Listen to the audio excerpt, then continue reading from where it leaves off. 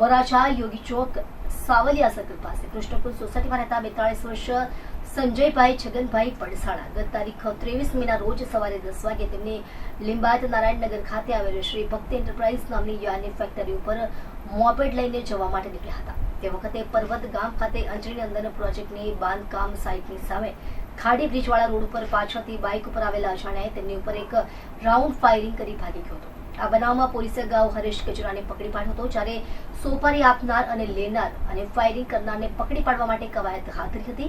તે દરમિયાન પોલીસે બાતમીના આધારે સોપારી આપનાર અને વેપારી સંજયનો મિત્ર ભૂપત કેશુભાઈ ધડુકને પકડી પાડ્યો હતો। પોલીસે તેની પૂછપરછ કરતા સોપારી લેનાર રવિ પિતાંબર પ્રધાન જલગાંવ હોવાનું સામે આવતા પોલીસની એક ટીમ ત્યાં પહોંચી રવિને પકડી પાડ્યો હતો।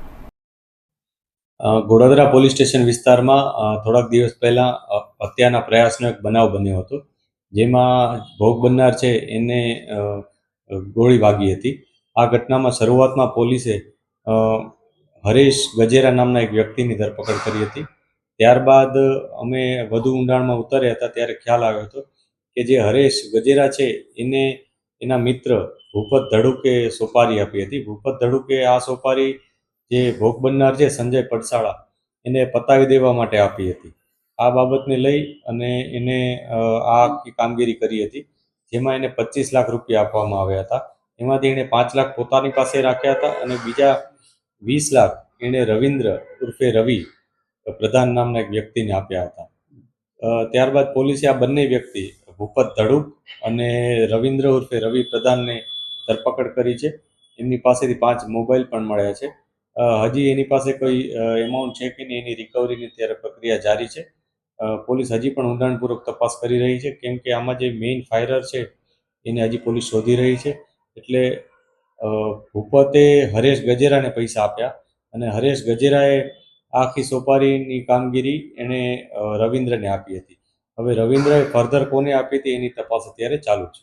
સર, કેટલા રૂપિયા રવિને આપ્યા હતા?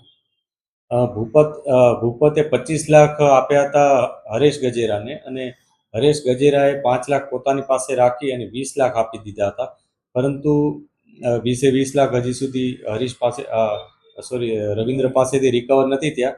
એટલે અત્યારે એની પ્રક્રિયા ચાલુ છે અને એણે અન્ય જે આરોપી છે ફાયરર એને કેટલા રૂપિયા આપ્યા હતા એની તપાસ અત્યારે ચાલુ છે। સર, રવિન્દ્રએ કેટલા રૂપિયામાં સોપારી આપી હતી? એની તપાસ અત્યારે ચાલુ છે, કેમ કે રવિન્દ્ર પાસે 20 લાખ રૂપિયા હતા, એમાંથી એણે પોતાનો એક મોબાઈલ પણ લીધો હતો અને થોડા ઘણા ખર્ચા કર્યો છે। હજી થોડીક એમાઉન્ટ એની પાસે હોવાનું જણાય છે, ત્યારે બાકી રહેલી જે પણ એમાઉન્ટ હશે એ અન્ય જે ફાયરર છે અથવા અન્ય કોઈ વ્યક્તિ કે જેને ફર્ધર સોપારી એણે આપી હતી એને આપ્યા હોવાનું અત્યારે અમને અનુમાન છે।